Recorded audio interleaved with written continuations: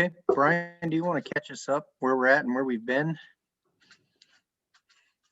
For those of you who participated in prior events, which I think is everybody, this is the spot test where Neil and David are going to describe how we've taken sort of prototypical or very common types of sites, a handful, and looked at the issues and opportunities related to that kind of site. So here we're going to present and discuss the findings of that. Yep, let me do this. Let me get things pulled up. And then, David, I don't know if there's anything you want to say about that, but I will share my screen here.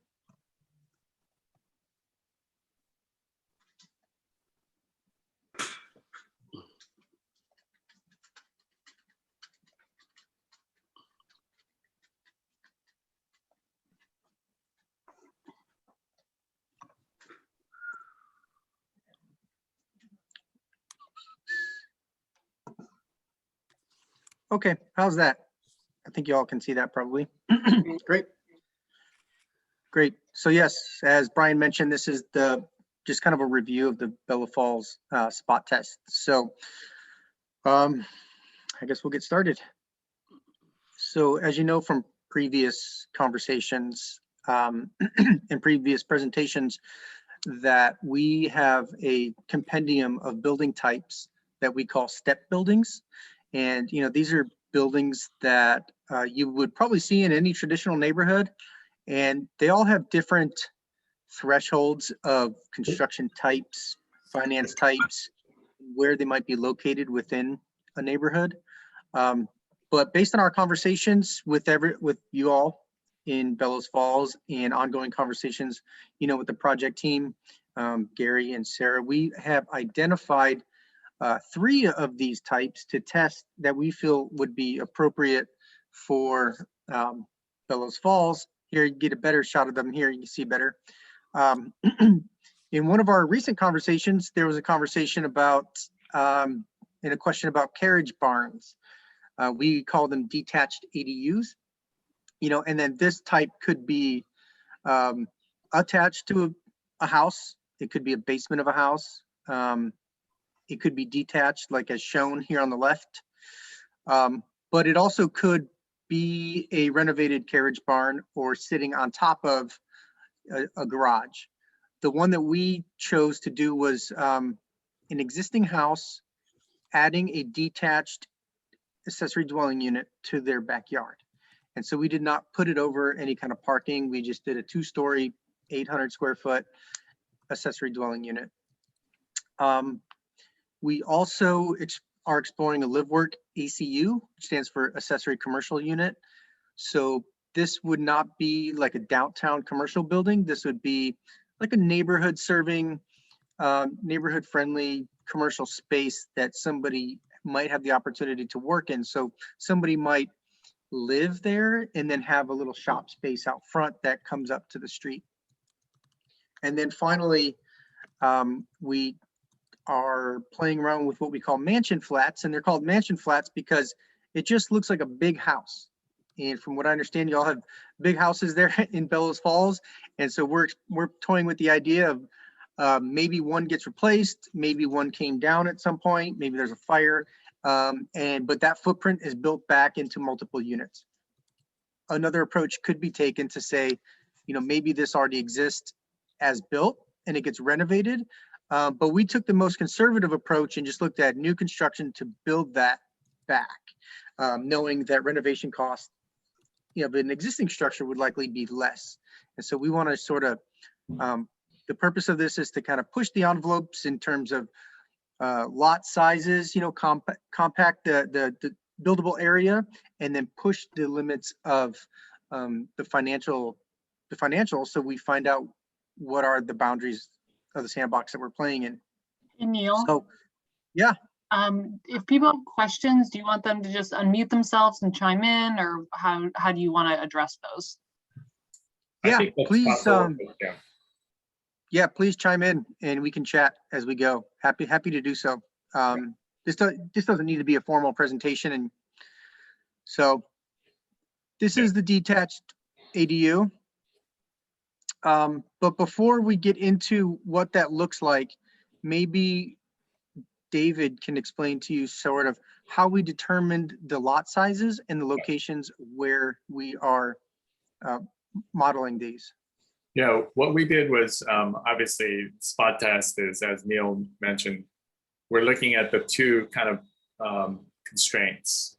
I mean, what we're gonna, the barriers to development, basically the existing regulatory framework and the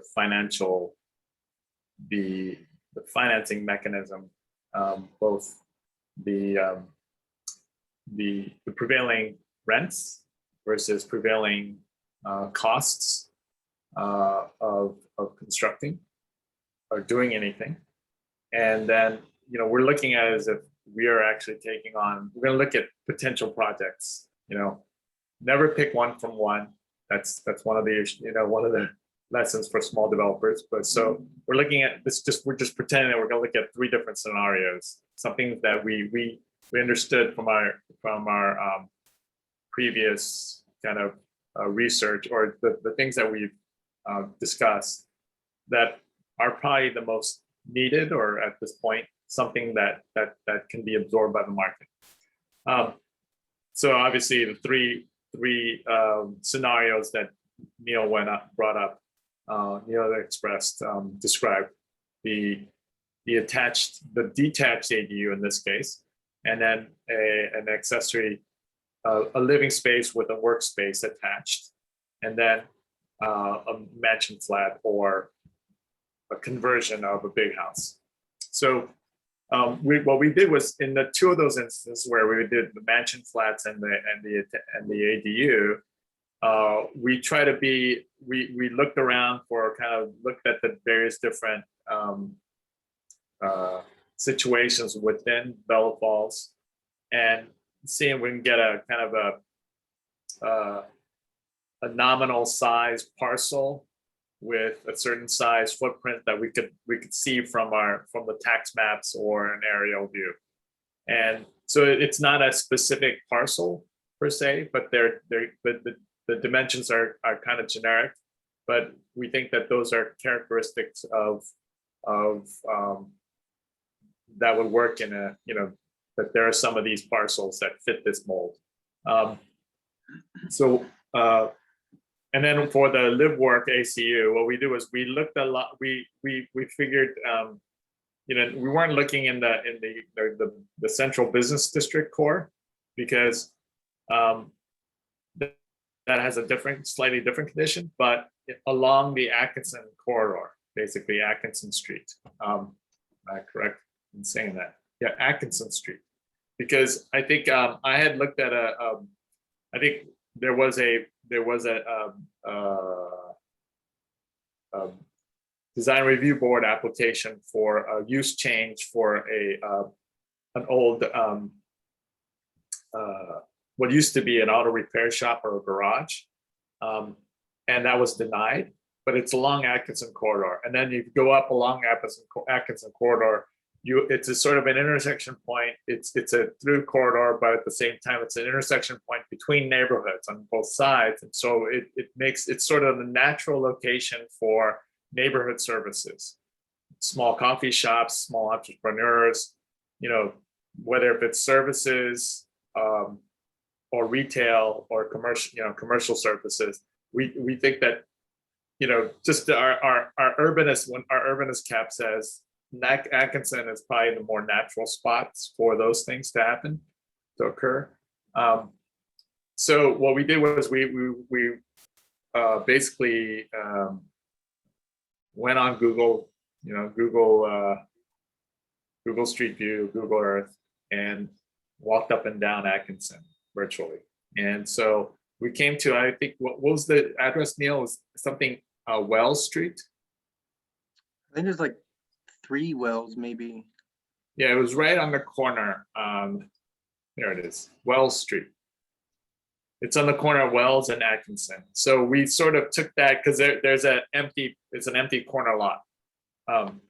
Except I think that it has a house way at the back of back of the parcel, because the lot sort of fronts, the wide part of the lot fronts onto Atkinson. And so we took that parcel, and did we take the dimension, did we, the dimension of the parcel, did it take into account the house, or was it shorter than that? I can't remember. Well, because we're just sort of using it as a prototype to model Right. an existing condition on that lot in particular, there is a duplex at the back of the Yeah, lot behind the gravel parking, okay. but there are lot sizes of those dimensions that we used in that So area. we sort of use that lot. And I think you'll see in the instance when we go over the site plan, you'll see that in the generic lot, we just anticipated that there are no buildings on that lot. But if it was if it was specific to wells, we would have the duplex in the place of where the parking lot is. So we can Great. move on. Start looking at the Great, individual thanks. cases. So like I mentioned, we modeled an 800 square foot ADU, 2 stories, assuming that the house was already existing. So we did not do any calculations for new construction on a house. The parcel size that we used was a 5,500 square foot lot. And we did not assume that any parking was required for the ADU as a regulatory stipulation to approve it. Whether the homeowner provides one, they might, I don't know. But that would be optional for them. And then we took the assumption that this was financed with a HELOC, so a home equity line of credit at 6% over 25 years. Some of these numbers, let us know if we're way off base, but I think some of these numbers might flex, depending on a person's situation.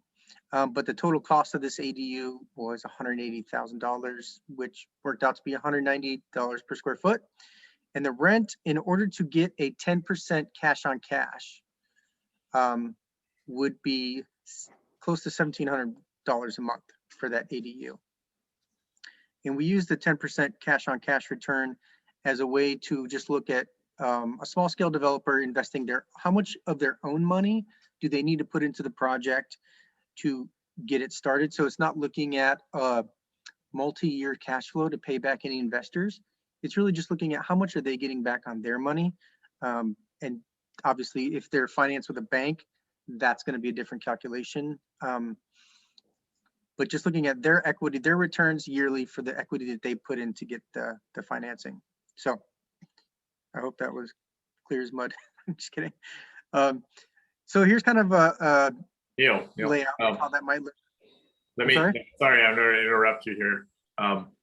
Can you go back to that previous slide? Yes. Do people understand does everybody understand what cash on cash return, why is that significant? No, you want to explain that now, just so people understand and follow? Yep, so the cash on cash return is taking how much cash they put into a project to get it either built or financed, and then taking their annual returns and looking at how much they're getting back as a return on that money. And are you assuming that they're doing 20% in of their own cash, or this is fully financed at the cost of what numbers are you using? So this HELOC, I'm assuming that they have the $180,000 in equity, and they're able to pull it out. So they would need more equity. Maybe they're doing a set 85% loan to value home equity line of credit, and pulling the cash out and then using that cash to build the ADU. Yeah, I think that, economically low, for the current market, there are, with COVID and people moving here, some of the prices have started to go up, but that's probably top of the market for a lot of the houses along Atkinson Street and so forth. We have had more houses than usual. We've had a few go over 300,000 recently, but they're not down in the residential zones quite as much. Yeah.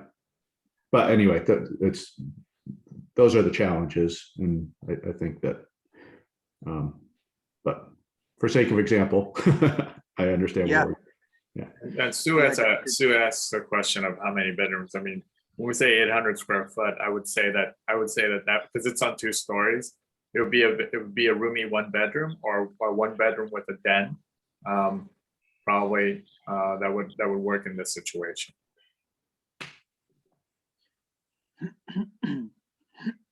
So you can see that by the in terms of the site plan here is that we just used a 110 deep by 50-foot wide lot. We saw various widths like 65, 55, some smaller, some bigger. But we used these dimensions because we thought that I know that Bellows Falls is there's no kind of standardized lot size. They're all over the place. But we just thought this, for example, that this would be a good thing to work with.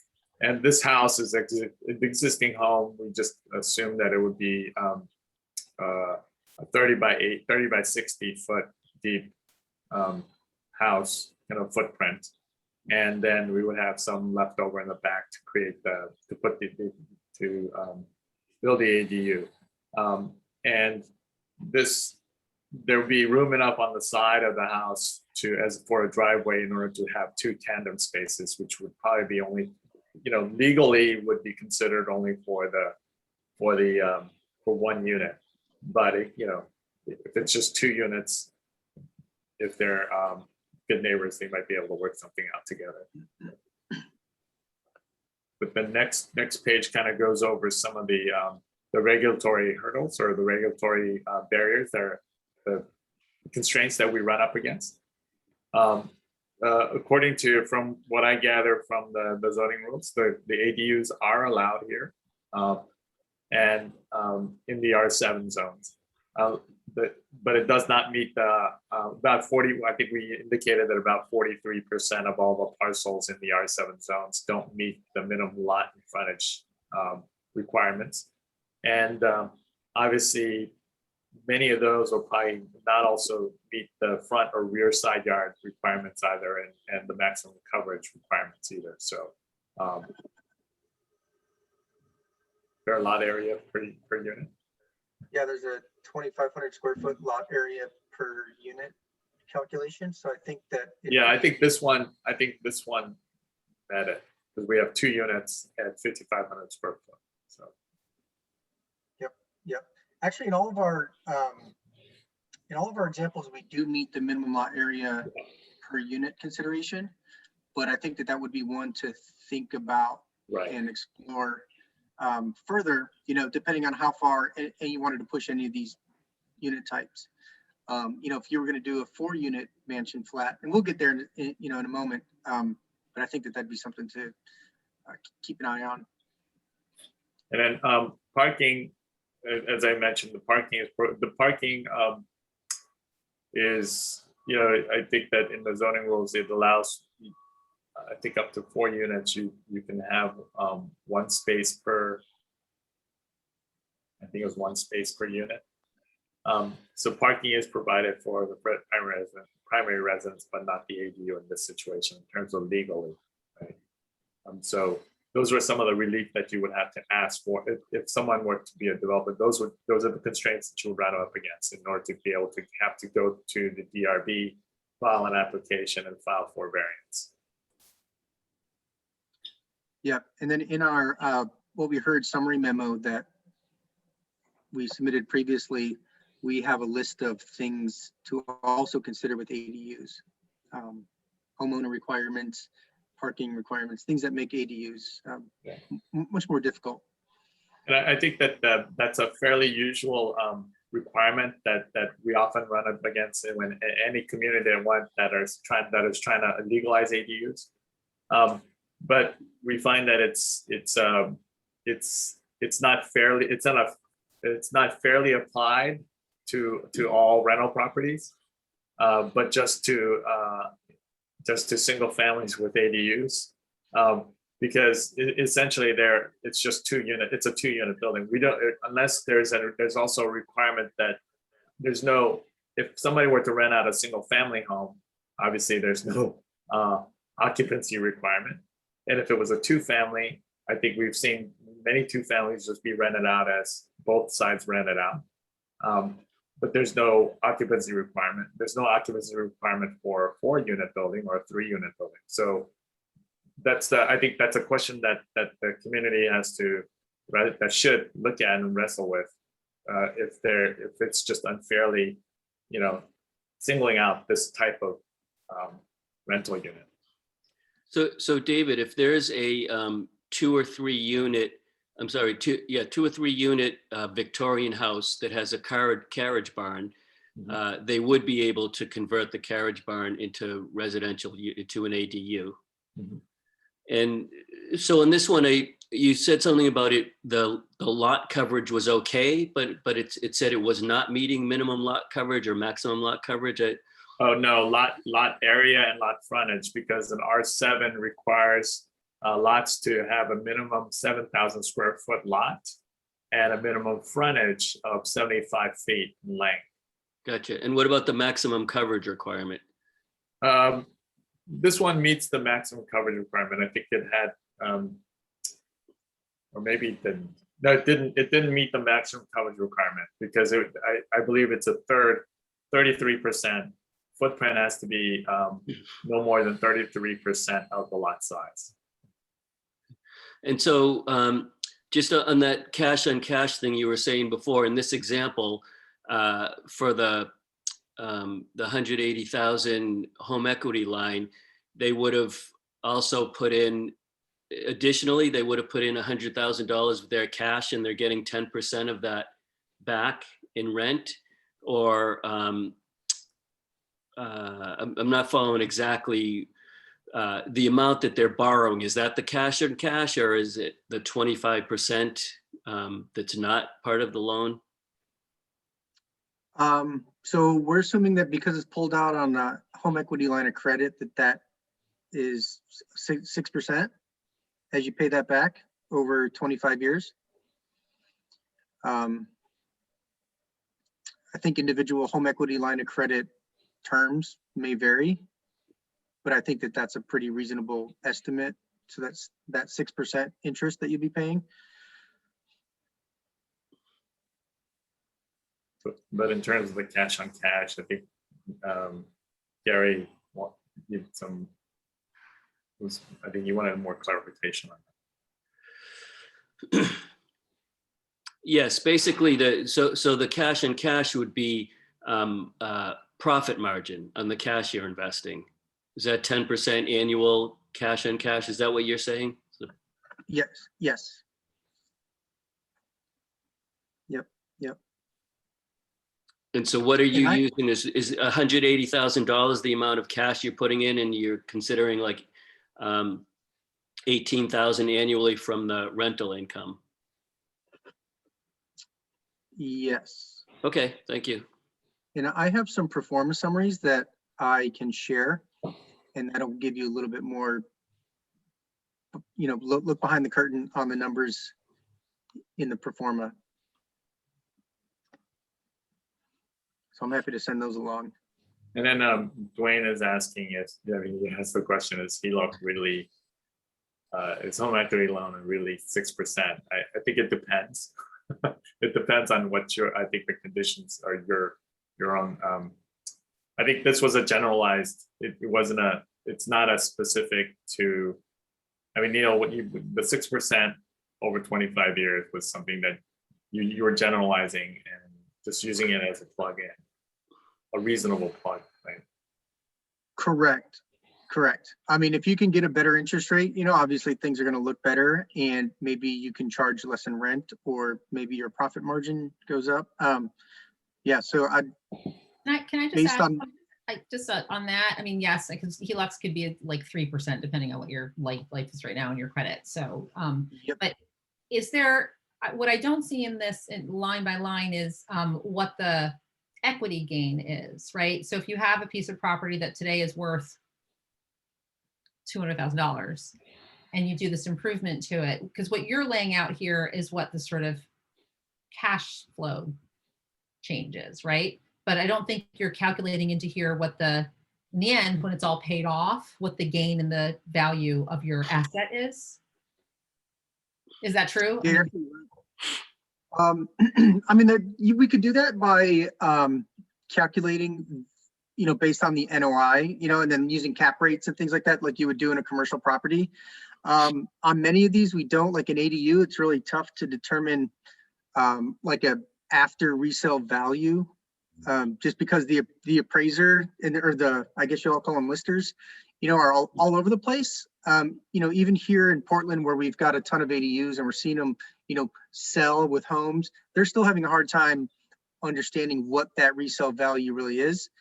So that's a tough one, and especially from afar to figure that what that might be. So I think oftentimes the mental calculus that happens with an ADU is more from the homeowner's point of view. How much rent can I get? How much does that offset my current mortgage? That's a positive. Or now, I got this line of credit, I'm going to use it, and I've got an aging relative or parent, and now I have a space for them. So their calculus tends to be a little bit different than, your typical sort of developer. I think when we get into, the mansion flats or something like that, I think that calculus will change. And I think that that line item could be included to say, what could this be worth based on my NOI and, and yeah. Yep. I think for a small scale developer, the sort of long-term investment calculus might be interesting, but probably isn't going to make or break the deal. And especially having lived in a community where we saw property snapped up and therefore prices going way up by an influx of people who are basically making investment choices rather than lifestyle choices. I think that a sort of long calculation probably isn't really in keeping with what I tend to be the philosophy of the incremental development, and probably wouldn't be top scale developer who's going to be interested.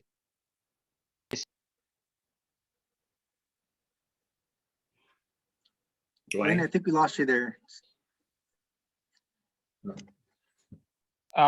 Did you hear anything? Yeah, it was okay. just there towards the end. You clicked out for a second.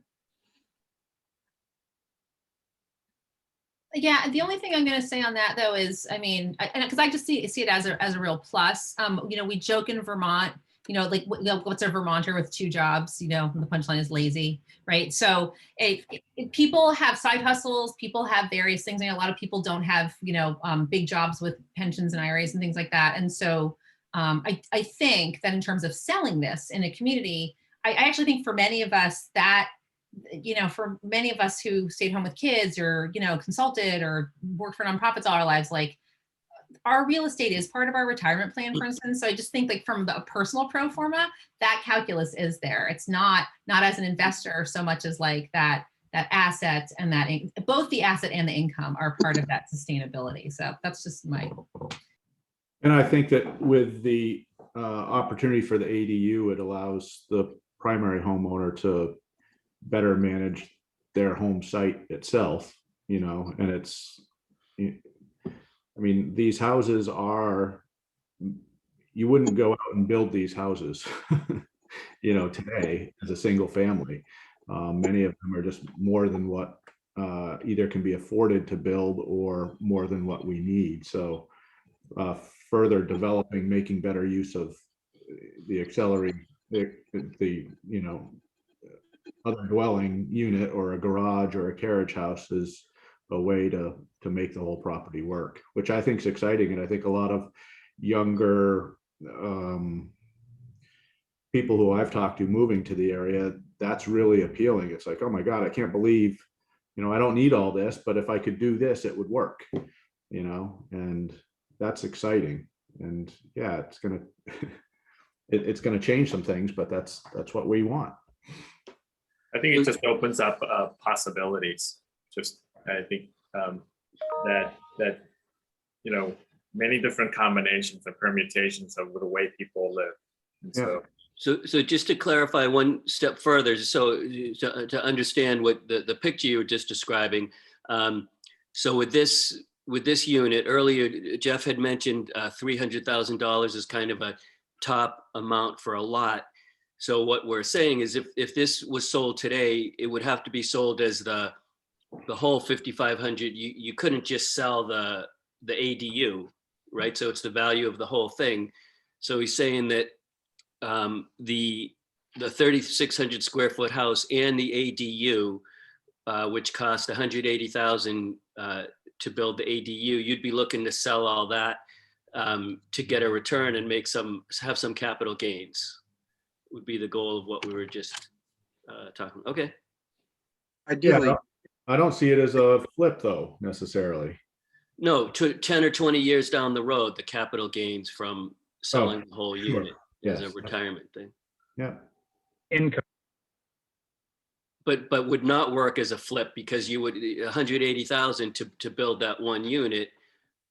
Like you were saying, that to sell that in Bellows Falls, you wouldn't get $300,000. Right. Yeah. Okay, thank you. Move on to the next one. yep. Can I- It can be can I tough ask- with, go ahead.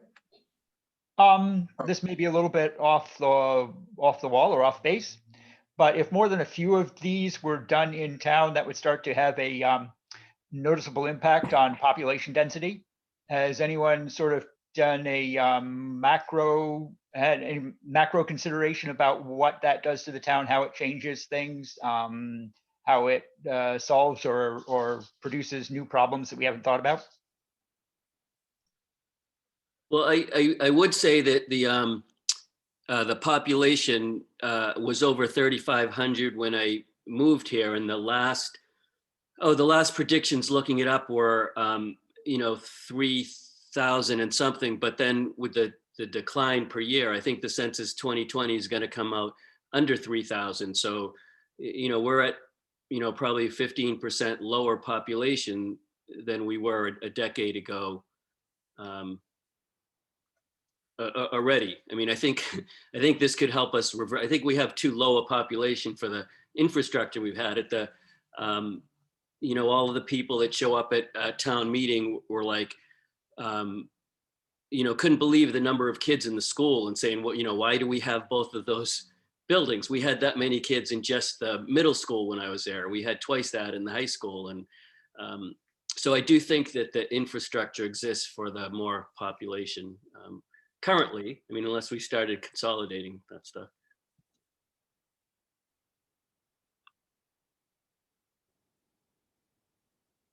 Great. And I do think it'll be challenging to understand any resale value in the market until there is enough ADUs. And until there is some turnover and people do sell those and a lister can assign value to that in the marketplace. Until then, it'll be a little bit of a wild guess, and they may be I'm not sure how things are in Burlington or Brattleboro or elsewhere that they can look, but they'll probably be relying on those markets. So this next type is a live work accessory commercial unit. So it can be built using owner occupied financing. And we assumed a 2-unit stacked duplex with both units at 1,200 square feet. So total 2,400 square feet, and just a small 600 square foot workspace in the front on a 7,600 square foot lot. And we parked it at one per unit, and then we did not park for the workspace.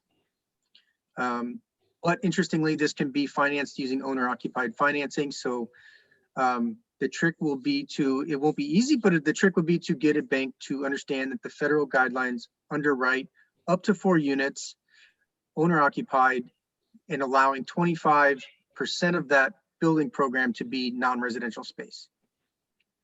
So using $180 per square foot, and you guys tell me if I'm off base, that came out to a total cost of a little bit over $700,000, which would require residential rents at $2,400 a month, and the commercial rent of that space to be about $700 a month. And then also using that same cash on cash metric of 10%. I don't know of a residential rent anywhere near those numbers locally. I mean, once you get 3 bedrooms at $1,200, that's sort of top of the market. 2 bedrooms, 1,000. 1 bedrooms anywhere from 7 to 850, sort of average. But I think there are opportunities for higher end rental for the aging population who wants to be in a walkable town and still have access to a restaurant, opera house, and their friends, and a pet. My parents' generation, they don't want to leave the community. They don't think they want to move out of the house, but that day may come, and there are folks that could afford the $2,000, $2,500 rent, but it would be. I think one way to bring this down would be to look at this as like a fourplex. So what if you had 4 units? And then you can amortize that total construction cost over 4 households instead of 2. Mm-hmm. So that could be another scenario. And then I know construction costs 180. I think David, I was checking with David, he felt like maybe that was even kind of low. Unfortunately, that number might be closer to 200 now. With lumber prices, yeah. Yeah, with and those kind of rents are outrageous and well over what folks can afford. And so I would say that a subsequent effort would be to do some sensitivity testing to see what policy choices in the regulatory standards can you do, and make some changes and play with those levers to see how you can bring those rents down. Mm-hmm. Yeah, and it's kind of tough to right now in this environment to work with these kinds of construction costs. Like you're saying, lumber has tripled, steel has tripled, there's a labor shortage, like there's all these factors working against development right now. And it's hard to model that because we don't know, is that going to be the norm, or is it just a weird coincidence of the pandemic, and then things will mellow out here shortly. My calculator has fried. Is that $2,400 a month per unit or for both units combined? That's per unit. Yeah, that's a hard sell in this community. Yeah, that doesn't fit Bellows Falls, Rockingham. Really, I think even Putney and Chester would struggle with that. I think Brattleboro, if I'm not, Sarah, do you know what the rents are at Brooks House? Those are up in that range, I think. Yeah, I think it depends, obviously, but yeah, on the upper end for sure. Yeah. So I don't understand what the scenario is here. Is it there's 2 1,200 square foot apartments in the back and a 600-foot commercial in the front? Yes, on this, what this drawing shows is that the building that's the larger rectangle is 2,400 square feet. So 1,200 square foot on the ground floor, 1,200 square foot on the upper floor. So Yeah. 2 units. And And then each unit is 2,400 a month rent? Yeah, that's what, based on the pro forma. Yeah. If I were to, if I was let's say I'm just somebody who doesn't know anything about Bellows Falls, and I just know, well, it costs this much, and hey, this one looks like a possible potential. What would if I put this building on here, what would I need to get in order to be able to make this work?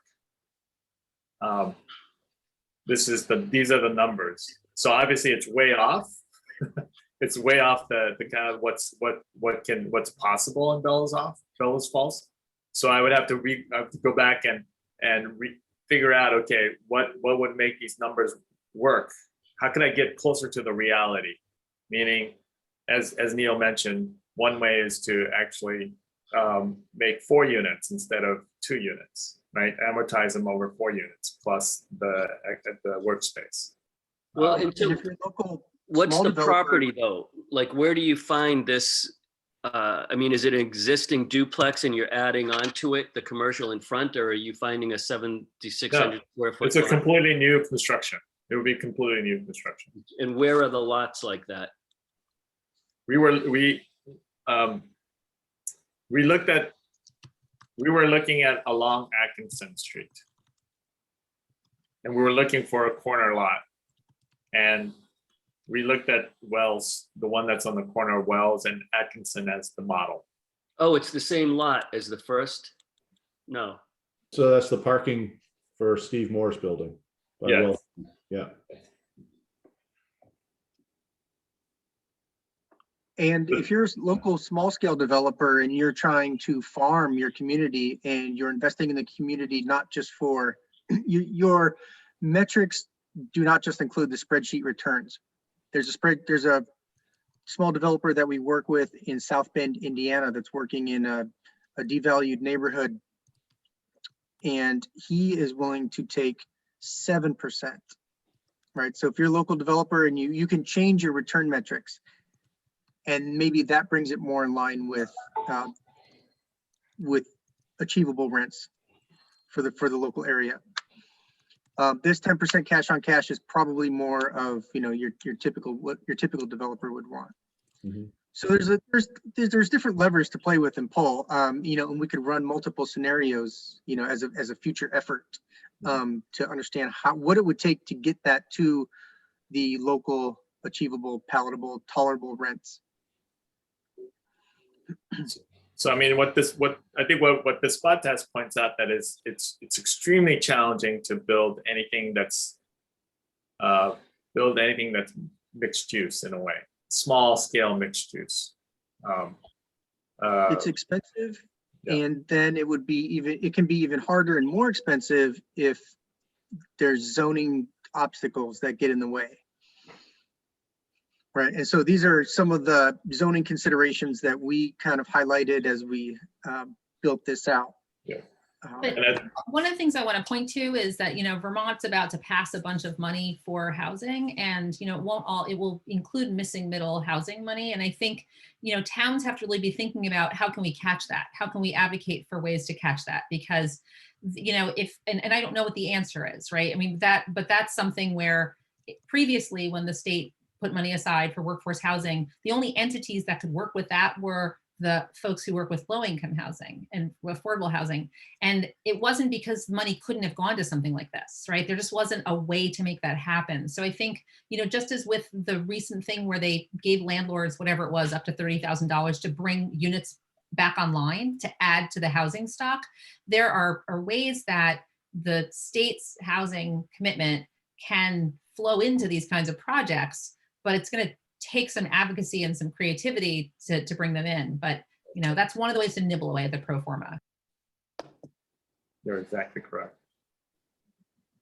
I think that, in terms of the zoning constraints, basically the small commercial use in the R7 zone, office kind of passive office uses, office types, are allowed by conditional use, or non-intensive office uses, but no neighborhood servicing types are listed in any of the in any of the uses for the R7 zone, meaning a coffee shop or a little grocery store,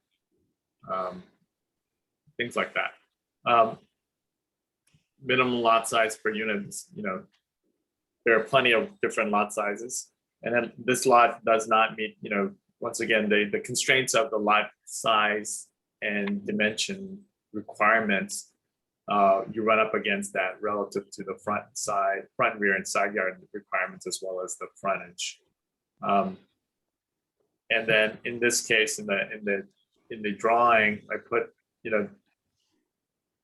a little, basically 5 spaces of parking along the back side of the property, but you can provide one space per unit, but then there would be I think in any non-residential parking requirements, it asks, the zoning rules ask for someone that the entity who is applying for the zoning zoning permit, get a traffic engineer to base their counts or figure out the requirements for parking based on the ITE counts.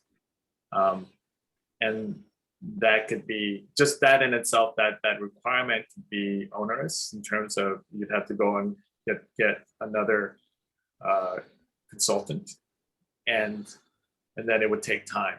So and then by the time they actually get to the parking requirement, you might not be able to actually have enough space on your property, which would mean you would also have to go get a variance, which we know parking is a very difficult issue everywhere. So the acronym that you used, was that like daily vehicle counts for the traffic? Well, ITE is an organization, an international, I forget what Institute for Transportation Engineers. Yes.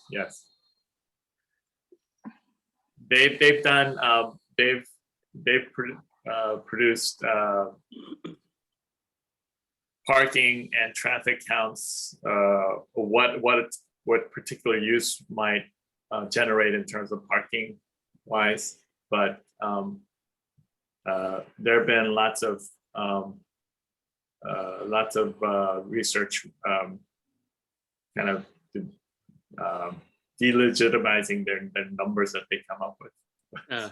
But you're saying that Donald our zoning Trump. requires an engineer to look at the amount of traffic in the neighborhood and the type of use and make some type of algorithm for how many parking. It's not an algorithm. They'll base it on the ITE counts, and they'll make a recommendation as the traffic engineer will make a recommendation. And is there a better zoning option than that? A better regulatory environment? Yes, actually, well, not a regulatory environment, but parking should be managed in district-wide, not per parcel. Thank you. And some places are not requiring parking for commercial spaces under 1,000 square feet, just because they acknowledge their contribution to walkable neighborhoods. And they're not huge trip generators. They're not a Costco or. Yeah, even though they might be both grocery stores. I don't know what you guys have there. We have Stop and Shop, and then we have a mom and pop, little bodega grocery store. They're both grocery stores, but they don't generate the same type of auto traffic, as one versus the other. It does seem like this would be really helpful for quality of life and increasing the density of the neighborhoods to have those types of services, to have your corner coffee shop and have that mixed use in these small lots. So it would be good to figure out a way that it's allowable. Yeah, and like the ADU, and if the possibilities that it opens up to the individual, to the entrepreneur, to the little guy, this little guys and gals, this ACUs also do that, and so it serves as it's sort of a complementary function, and it opens up the possibilities for a neighborhood.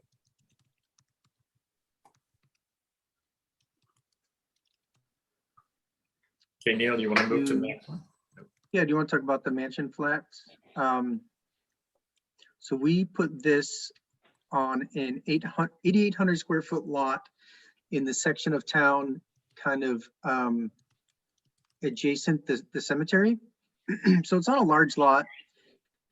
And we assume that this was built back with 3 units, 2 on the ground floor at 1,200 square feet and 1 large unit at 2,400 square feet on the ground floor. And then the 2 were above, sorry. So we're like 2.5 stories for a total of 5,640 square feet of living space. And we parked this one at 1 per unit also. This was more of a conventional commercial construction loan with a 70% loan to value. So that'd be 30% developer contribution. and looking at amortizing that at 5% over 25 years. And so this was a $1.2 million cost using that same per square foot price of $180 a foot. You're not going to like these rents. The average on this was $37.95.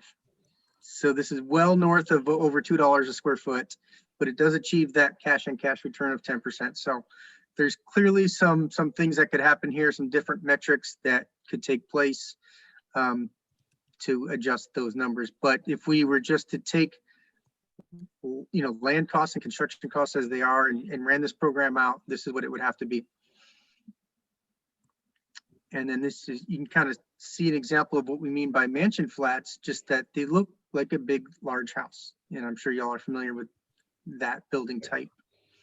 And the reason why here in this instance, why we use the 3 units instead of anything more, obviously from the previous example, if you had more units up to, instead of two units, if you had 4 instead of 2 units, you can amortize the rent over 4 units, twice the amount. Here in this instance, we kept it at 3. What we do is we looked at the number 3 because 3 units, once you get to 4 and above, you're required to meet Fair Housing Act, meaning the unit on the ground floor has to be ADA accessible. And so that's, there's no, we don't have any preference of one or the other, but that's one threshold and one step that would, I don't know how much, I don't think it would make that big of a difference in terms of cost wise, but there's some configurational issues relative to building it.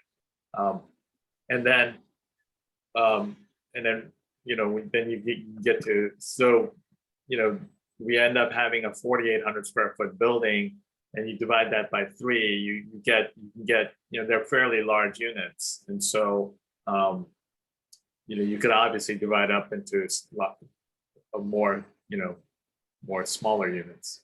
So I think another iteration, I had originally toyed with the idea of putting 6. So, building 6 smaller units in this kind of footprint. But we did want to stay below that threshold of the Fair Housing Act, and consider ADA. But I think you could run this again at 6 units and see what that looks like. I think that you would see these rents change considerably. And I think at that point, we would run afoul of the lot area per square foot minimum. yeah. Can I ask a question about, I'm just curious how these models fit in with our meeting weeks ago about migration lifestyles, because it seems the mansion flat for new construction, first of all, the available lots, I'm sure that you saw from the Google Maps, the available lots in town are few. There's not a lot of lots. The one on the corner of Wells is a large parking space, which I'm sure had a building there at some point, and the landlord who owns that lot has tons of property in town. He's not going to be the one to develop this, I assure you. It seems that a lot of what came out of the lifestyle preferences was more of bohemian groove and, sort of a younger, hipper crowd that's going to contribute to perhaps a new and perhaps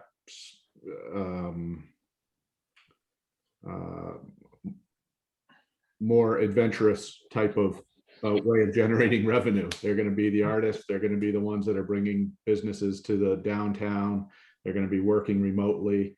And I see that being as smaller units, more affordable, not these types of rents. And our opportunity as a community is the ADUs and taking the large Victorians and despite what others have argued for decades, actually allowing them to be carved up, as they say.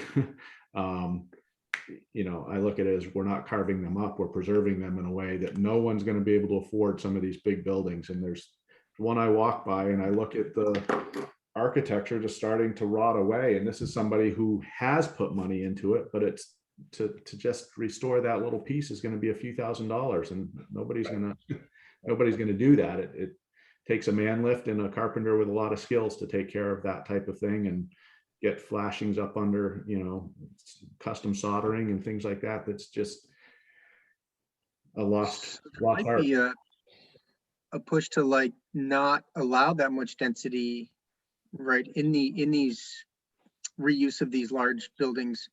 But I think you bring up a good point that, you know, the metrics even at 3 units doesn't really quite work for the area. And it may take more units in those buildings. But I think you bring up a good point that preserving that's how they get preserved. Yeah. Unless you have an endless supply of folks that can come and buy those, you know, and drop millions of dollars into them for themselves. And they want to live this dream of the bed and breakfast, you know, or just live there. Then I think that there's, you know, there are financial and physical zoning challenges to making these types of approaches financially feasible. Right. Yeah, I own with my brother 5 buildings in town, and we recently purchased a 6-unit with a single family next to it. And those numbers, and they're small 1-bedroom apartments. There's a lot of deferred maintenance that we're learning. The metrics of that investment is strong. And we're taking that money and putting it right back into the deferred maintenance. But those are the types of units that I think from a community standpoint, there's not a lot of parking. We've got 6 people and 2 have cars, you know, and, you know, I think that there are going to be more as we get younger people here and maybe a more vibrant community, hopefully, that, you know, bicycles and those things, people working remotely. I think that's what we need to cater ourselves to, is more people who can. I have this vision of, you know, owning a building where I have 2 smart cars out front and, you know, 4 bicycles, and, you know, I rent the units, and then you need the car, you take the car, you That's know, awesome. you get out of the community and go do your thing. I mean, that's, Yeah. To me, it's like in my head, I hear my family saying you're nuts, but it's like, that's what I would love to see, is where not everybody has a car, you know, you share a car, you know, so the landlord provides 1 vehicle per building. That's actually, I mean, people have done that here in New York City. But it, you know, it's a pretty, you can't, over 6 units is not going to be, it's not something you're gonna be able to do. Well, $3,700 rents, I could. yeah. But I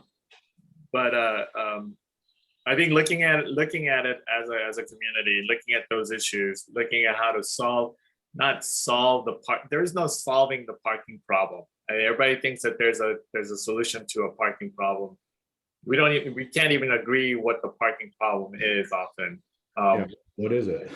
Yeah, and so I think exploring different alternatives and choices rather than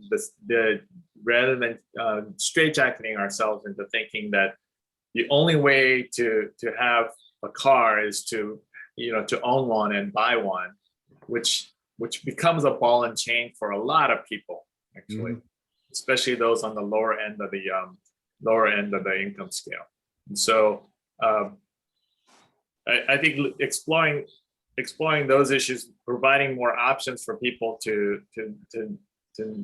alternatives to owning their own car might be one of the issues. And then allowing for, I mean, you know, it's such a small place, Bellows Falls. Make sure that the streets and the trails and the connections where people want to go are connected and easily and safe, you know. So walking across the street, you know, make sure that if you have a sidewalk on one side, there's a sidewalk on the other side, simple things like that. But I think making inroads with those things and would help alleviate some of the issues about parking and cars. I mean, just, you know. Well, it's not true in this community. I went for a walk early Sunday morning at a time of day when most people were probably sleeping. And in the municipal lot, down at the Waypoint Center, I don't know how many spaces there are, Gary, but I counted 4 vehicles. And then over by the Elks building, there were, I think, 5 in that lot, and there has to be 80 spaces combined. I don't know what the lot number and what the space allotment is between those 2 parking lots, but Yeah, nine cars. yeah, so it's true. The Bridge Street lot has like 70 spaces and often has, 4 to 10 cars parked there, sometimes none. The Waypoint and Centennial lot, close to 100 spaces between them. And, they only fill up when there's events, when there's stuff going on. There's a show at the Opera House, they get used. And during the winter, so what happens is right now, since May, everyone can park on the streets, but during the winter, everyone that has to get the overnight parking spots. And I did a project last week. I went to the police station and counted all the parking permits. And there's about 100 cars that park, that have the overnight permits, that need to use them during the winter. Yeah. So that there is that swing right now. A lot of the people that do use those lots are parking where their houses are. They might be 2 or 3 blocks away and they park there. And of course, the Canal House, Aubuchon block, they all have permits for those lots that they don't need to use this time of year. Yeah, I think, back to the housing piece, creating density in the neighborhoods, just from a preservation standpoint, a lot of the blight that has happened is just due to the inability to afford to maintain the properties and pay your taxes and do all of those things. So if folks can have a way of funding and then generating revenue from the properties that they already own, then that will allow those that live here to continue to live here without fear of being displaced. And those that come in and say, are you kidding me? I can buy a house I paid $72,000 for my house. It's 4 bedrooms and I've put a lot of time into it that I have the skills to do. But, there are a lot of people that have that skill set and could do that and say, yeah, I'm going to make a $200,000 house out of this. Those are the people that we want coming into our community. And, I thought about an ADU and I'm kicking myself because I didn't do it. Instead, I renovated my garage. I'm serious. Make a nice man cave. Is that what you did? I talked to, I basically was on the path to doing it. And then I thought, I shouldn't give up that parking space. But yeah, I think that we need to be looking at the buildings that exist to make them work in a way that helps them take care of themselves, from a preservation standpoint, from improving preserving the value but enhancing the value for grand list and all of those reasons, and what it does to each neighborhood by keeping it maintained. I think just a couple of things I'd like to add relative to at least the regulatory framework. I know that there's the whole side of the financial framework that in terms of costs wise, but I think the minimum lot per unit requirement, I think that's something that you can easily change. But I don't know. I mean, I think it is, but it's a political issue, obviously. But that's what's keeping you guys from, I don't know how often variances are given for that, but that would be a constraint that would lower the barrier to enabling what you're talking about, Jeff. And then the other one is, I think, just I don't understand these eliminate the minimum frontage size.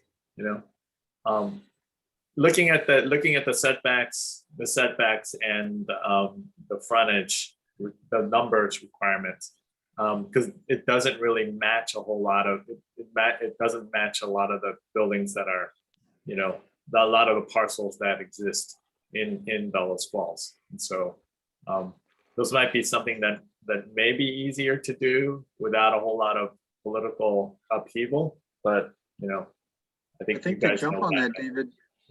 Yeah. Jeff, you had mentioned there's not a lot of developable lots.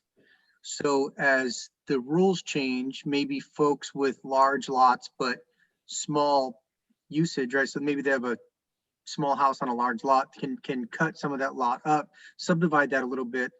Right now, they currently cannot because of minimum lot size requirements. So what Dave was talking about, I mean, that could become possible if those rules change, and then people can kind of shave some of the underutilized space off. But then you also might run into density requirements. So I think a combination of smaller lots, density, right, will start to get you closer to the achievable rent rates of the community. Yeah. Because And I the was other- just doing the math on $180 a square foot for a 3,000 square foot house would cost something like $600,000 to build, not sell, right? So if you want to make a profit on that, you're well over. So we did not run the single family house scenario, but that would be the ultimate luxury scenario, right? So we're looking at $800,000 $1 million homes if we just ran single family houses on these lots. Right. Yeah. It won't happen in Bellows Falls, but it could happen in Rockingham. If somebody's spending that kind of money, they're buying outside of the village by choice. That's sort of the. So we've pushed some of the limits, but we still haven't pushed them enough to even get to the rates that we need them to be at. So just before moving on, can you mentioned a few solutions with the zoning, like the minimum lot side coverage, the front setbacks. Do you have recommendations for those numbers? And what was the third one is my other question. I think first one was the lot area per unit requirement, which is 2,500 square foot of lot area per unit. So if you have a 5,000 square foot lot, you can only put 2 units maximum, right? But that 5,000 square foot lot is actually does not meet the current requirements of 7,000 square foot minimum and probably 75 foot width, 75 foot frontage. Often, I think if you look at most of the properties, they're usually narrow deep. The configuration. And so the likelihood that the 75 foot, even if it meets the 7,000 square foot size requirement, it won't meet the 75 foot wide frontage requirement.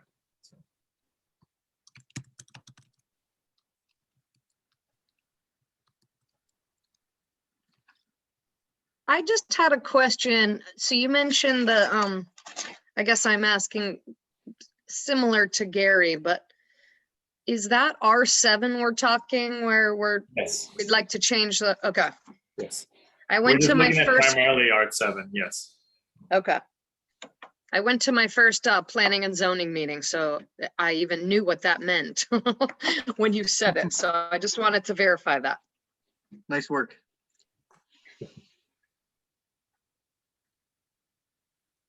Sue, did I see your hand up a little while ago? Maybe not. Okay. And then the other possibility is making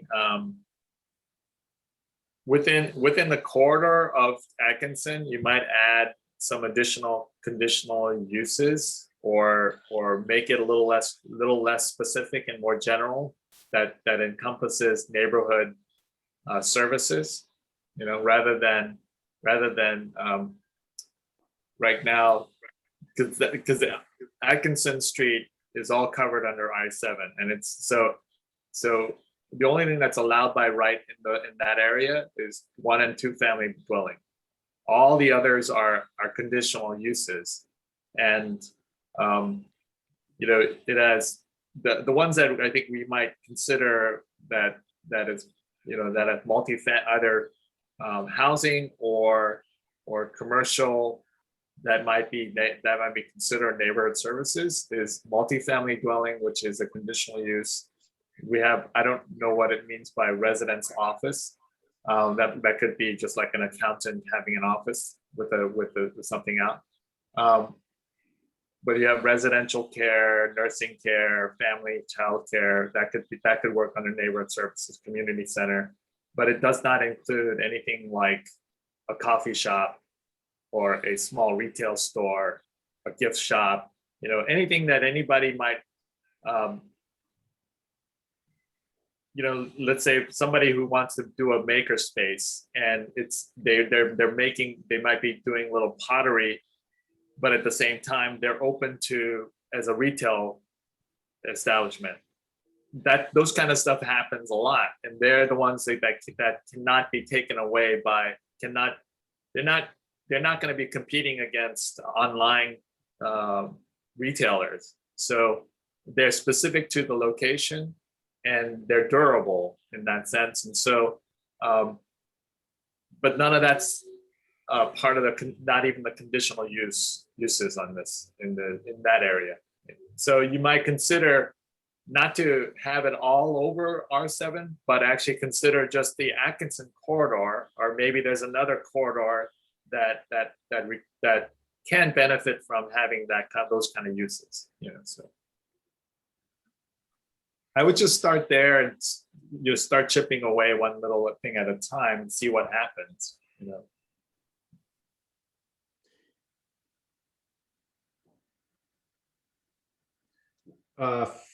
For any of you on the incremental development, with the number of towns that you see and consult with, in your viewing of Bellows Falls, having not been here, did it strike you as being similar to any other communities that you say, wow, this is, Bellows Falls reminds me of this town that did this and had, success or some growth or things like that?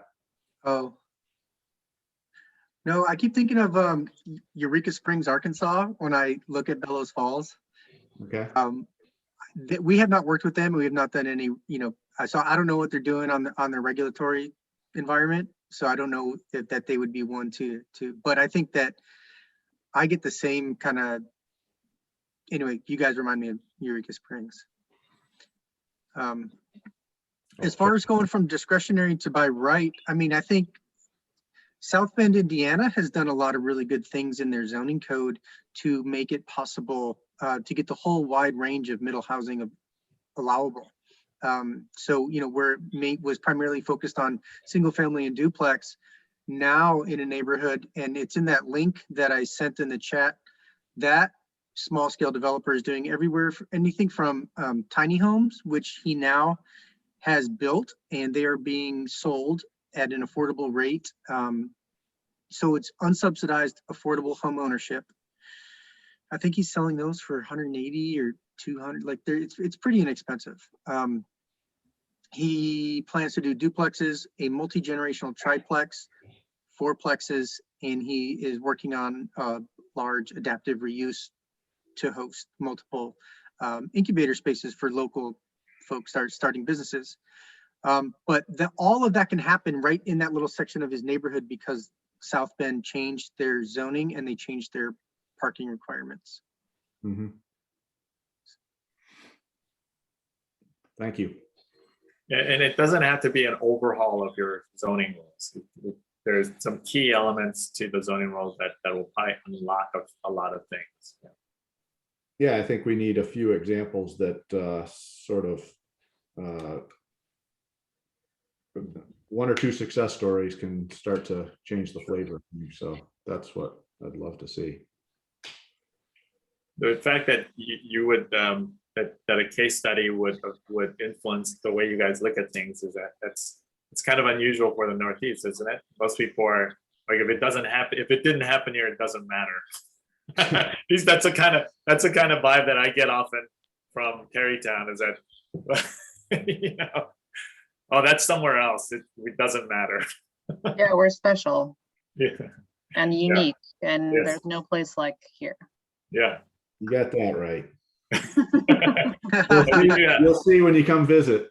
I would love to visit. I think that when I first saw the aerial view of your village is, yeah, I think that the village hall with its tower and the plaza in front with the building, the confluence of the streets, it's all there. I think you just got to make sure that you get the parking out of that plaza and make it actually more people centered. So, So I am- when my dad came to town in the early 70s, it was still cobblestone down in that square. yeah, Cool. I mean, it used to be people centered. yeah, yeah. And, I think you look at maintenance and running plows and all of that, and then they start to say this is not practical and Yeah. fill it with, asphalt, but yeah, we'll get there. Right, Betsy?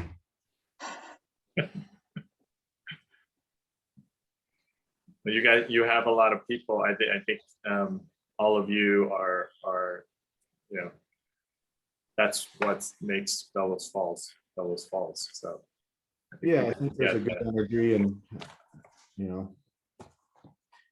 Gary's gonna bring us lots of money. Awesome. Good work, No, Gary. no pressure. I was doing great. Now's the time. The money's around. Let's do it. That's true. So we have 5 more minutes scheduled for this call. And I guess next time we'll chat, we'll be going over just kind of a final report out. And that'll include just kind of a quick review of some of the things that we've done and what we saw. So it'll be all gathered together so you can see it all in one place. But then we will take the most salient points from that, but then also ask you all what you think based on that, what you think the next steps might be. Because at some point we need to hand off and let you all take this and run with it. So that'll be the gist of that conversation. And that should be, and I think that's on the 26th. Correct. Yes. I'm So gonna that- be sending out an invite as soon as we get off this call. So that's gonna happen in that meeting, and then you'll take that information and compile a final report that is available to the town and village. Is that? Yeah, so we'll put together, I think we're leaning toward a final presentation that can be shared Okay. around instead of a long format report. Okay. And that one, based upon where we've been, you feel like that one meeting's going to allow us to get to a final report that, I guess I'm just looking for a final, the presentation today for running pro formas and seeing how the economics of a project work. As someone who probably understands this more than some in our community, and the numbers, and having rental properties myself, a lot of folks are just going to be like, whoa, that doesn't even make sense. So I guess I would want to make sure that the final report is something that it can be a new way of thinking, but opens eyes and it seems possible, something that others can say that's a new way of thinking and makes a lot of sense. But I think looking at $2,400 rents and $3,000 rents is people. If someone says there's a developer coming in who's going to build a building on the corner at 3 Well Street and it's going to cost $750,000, I don't see that being Yeah, sale. it might look like we're landing alien spaceships in your community. Or we're trying Yeah, to bring or New they- York or Portland to Bellows Falls. Well, yeah, it's just, it's not connecting with what the, something that there'll be a lot of resistance to it versus embracing what we have and making them work, I guess. I look at more of the, the ADUs and the, what do we do with these big Victorians? People love the Victorians and they're pained to see them, go into decline. That's the, you know, and then I mean, they're big. So what we can do, Jeff, I think what we can do is we can take those two, the mansion flat or the conversion, the house, and we'll amortize it over 6 units, and then we'll show the constraints for that, and then we can you know, we can just adjust the numbers and figure out it'll get closer to the rents that are, but it still probably will be over what's, you know, what's normal, but With so the if you have 6 of those in town, maybe you do have the folks that would pay that rent if you. Yeah. So one of the things that the premise that we started with today was that let's use new construction, which we know is more expensive than the renovations. But actually, when you look around the village, there's very few of those open lots for new construction, but there's a lot of opportunity to build those 3 models on existing property. So, you know, so the 1 and 2 family Victorians, renovating them to, you know, 2 or 3 family with an ADU on it should bring the cost down enough maybe to make it work. Like you were talking, Jeff, about that it's a tool to preserve the old buildings. All of the cost structures we use today were new construction. Right. And, you know, adding people are not maintaining their buildings because the cash flow, the number of people in them. But if we use these 3 models for each building type that would fit, it adds, you know, a couple of units to the property and maybe provides the cash flow for them to be maintained without having those $2,400 rents. Well, maybe with the ACU, maybe instead of doing a new construction completely, we'll do it like an ADU, except we'll just assume an existing house on Atkinson. Yeah. And we'll add a front 600 square foot thing up to the street, backup street, and then we can model the pro forma that way. Does that sound reasonable, Neil? Yeah. Makes I think the sense. big takeaway, and we've seen these big prices, was that we have bumped up against some of the regulatory standards. Right. And even though we've pushed against those things, we still need to go even further if we want to see things come in line with the financial reality. Right. So, and I think we could certainly do that, but I think, David, you're right. You know, maybe that really tiny increment of just adding a little shop front on a house might be the way to go to add very affordable commercial space and not be breaking the bank.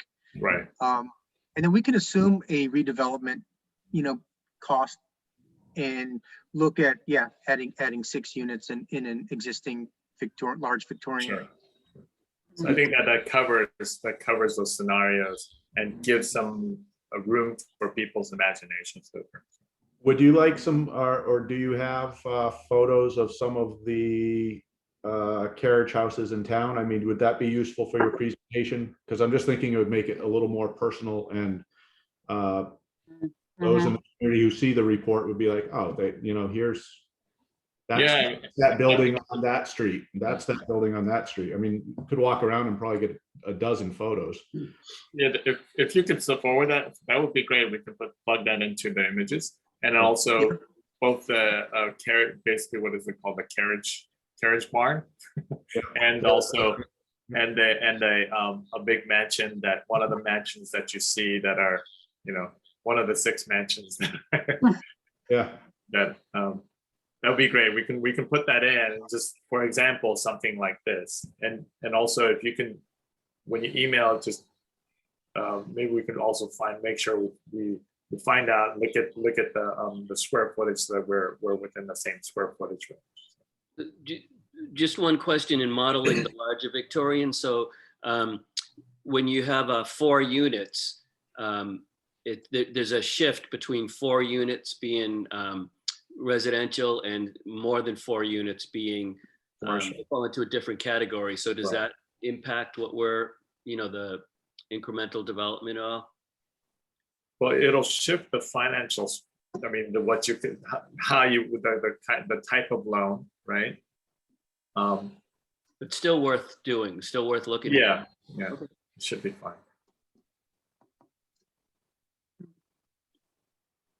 Can Yeah.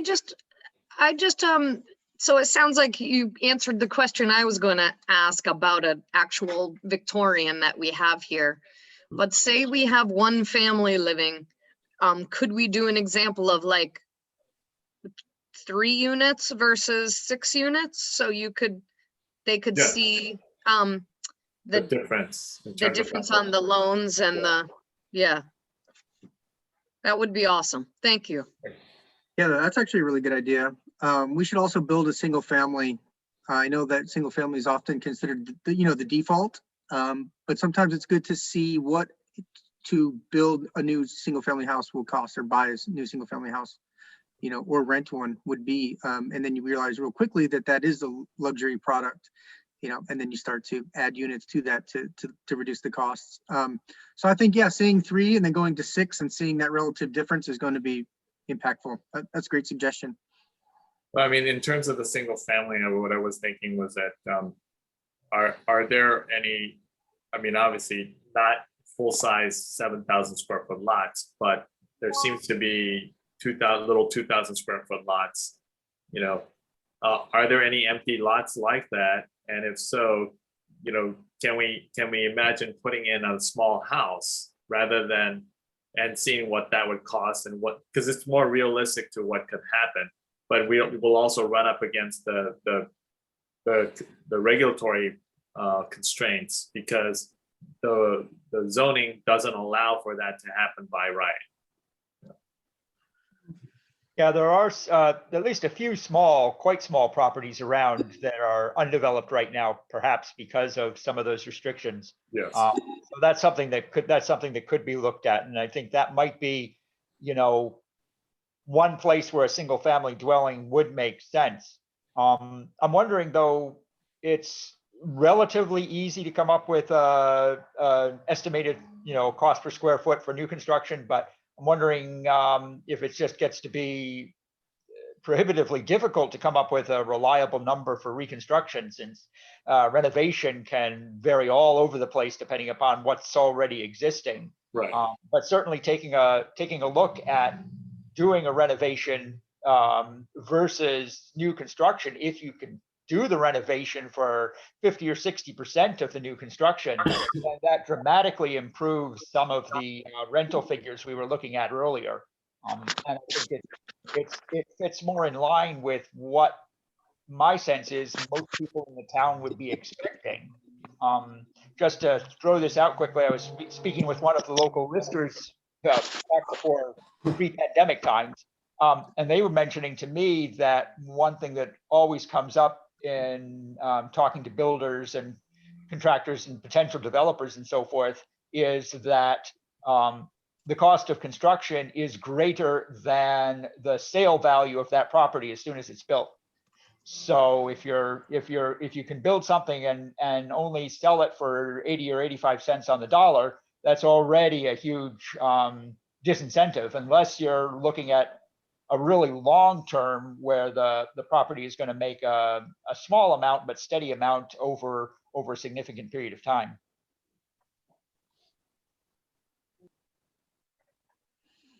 Okay.